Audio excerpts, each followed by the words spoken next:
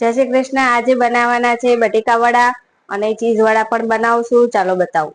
તો બટેકા વડા બનાવવા માટે બટેકા બફાઈ ગયા છે। હવે એને આપણે મેશ કરી દેવાના છે। તો સૌથી પહેલા નાખશું આદુ લસણની પેસ્ટ છે, ગરમ મસાલો છે, લીલી મરચી છે જે તીખી આવે એની પેસ્ટ બનાવી હતી। તમે તીખું તમારા સ્વાદ પ્રમાણે નાખી શકો છો।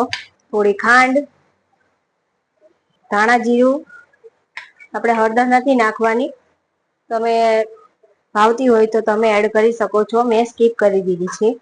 હવે ધાણા અને લીંબુ, બટેકા બાફતી વખતે મીઠું એડ કર્યું હતું એટલે થોડુંક જ કરવાનું છે। તો મસાલો તૈયાર થઈ ગયો છે। બધું મિક્સ કરી દઈશું। ચોમાસામાં બહાર વરસાદ ચાલુ હોય અને ગરમા ગરમ બટેકા વડા એટલા સરસ લાગે છે ને, ચોમાસામાં તમે પણ જરૂર બનાવજો। આ રીતનો મસાલો કરીને બનાવજો, તમને પણ બહુ જ ભાવશે। આ રીતનો મસાલો કરશો તો ઘરમાં બધા જ કહેશે કે વારે વારે કહેશે કે હજી બનાવો, હજી બનાવો। તો સરસ એવો માવો બનીને તૈયાર થઈ ગયો છે। હવે આને બટેકા વડાનો શેપ આપી દઈશું। આ રીતે એકદમ આસાનીથી ગોળ રાઉન્ડ થઈ જાય છે। આ રીતે આપણે ગોળ ગોળ બધા જ વડા બનાવી લેવાના છે, મીડિયમ સાઈઝ ના। પાછું બતાવી દઉં છું ચીઝ વડા કઈ રીતે કરવાના। આ રીતનો એક લુવો લઈ લેવાનો છે, ને વચ્ચે હોલ કરી લેવાનો છે। થોડું મોઝરેલા ચીઝ છે તે એડ કરશું વચ્ચે,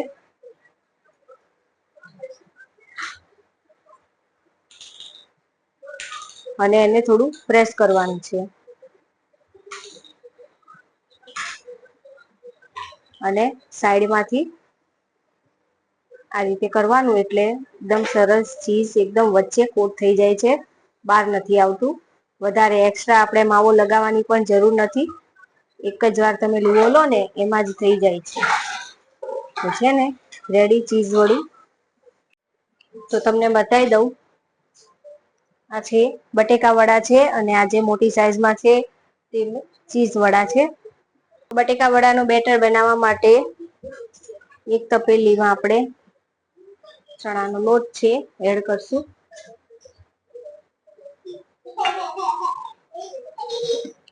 આમાં થોડું સ્વાદ પ્રમાણે મીઠું એડ કરવાનું છે, અને હવે થોડું થોડું પાણી એડ કરતા જઈને બેટર એવું તૈયાર કરવાનું છે। બહુ પતલું નથી કરવાનું, બહુ જાડું પણ નથી રાખવાનું, મીડિયમ થીક એવું બેટર બનાવવાનું છે। એટલે થોડું થોડું પાણી એડ કરીને બનાવવાનું। આવી રીતે થોડું થોડું પાણી એડ કરીને જ હંમેશા બેટર બનાવવાનું। એક સાથે પાણી નાખી દેશો તો બેટર એકદમ ઢીલું થઈ જશે।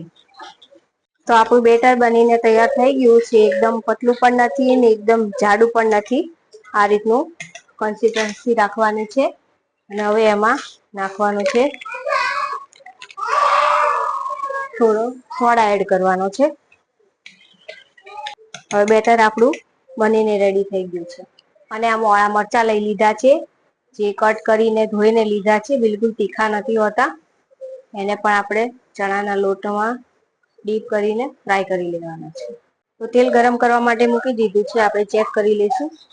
આવી રીતે ચેક કરી લેવાનું તો સરસ એવું ઉપર આવી જાય છે। પરફેક્ટ તેલ ગરમ થઈ ગયું છે। હવે વડાને આપણે ફ્રાય કરી લેવાના છે। તો હવે તમને બતાવું, આજે આપણું બેટર છે તે લઈ લીધું છે, અને આ વડું છે એમાં આપણે આમ સારી રીતે ડીપ કરી લેવાનું છે। પછી આપણે આમ તેલમાં એડ કરી લેવાનું છે। બધા જ વડા, ચીઝ વડા, નોર્મલ વડા, બધા જ આપણા બટેકા વડા એવી રીતે ફ્રાય કરી લેવાના છે।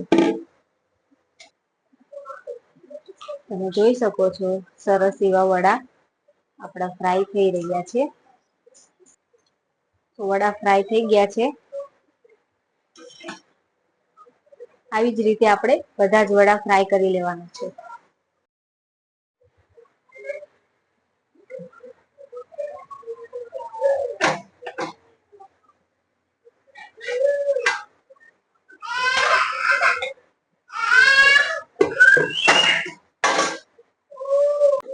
તમારા વડાપાઉં બનીને તૈયાર થઈ ગયા છે. આ છે પટ્ટી મરચા, આ છે લસણની ચટણી, પાઉં અને વડા. આ ચીઝ વડા છે જે હમણાં તમને તોડીને પણ બતાવું. કરો તમે જોઈ શકો છો ચીઝ અંદર એકદમ મેલ્ટ થઈ ગયું છે અને એકદમ સરસ દેખાઈ રહ્યું છે. તો તમે પણ આ રીતે ચીઝ વડા જરૂર ટ્રાય કરજો. લસણની ચટણી બે બાજુ લગાવી દેવાની. હવે ચીઝ વાળું વડું એડ કરી દઈશું.